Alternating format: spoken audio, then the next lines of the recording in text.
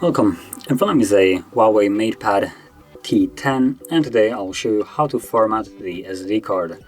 And to get started, you want to open up the Setting app right over here. From here, as you can see, select Storage, which is just a little bit below here. And you will see the two storages, so internal and the SD card. So you want to tap on this one right over here, Memory Card. And from here, at the bottom, you should see Format option.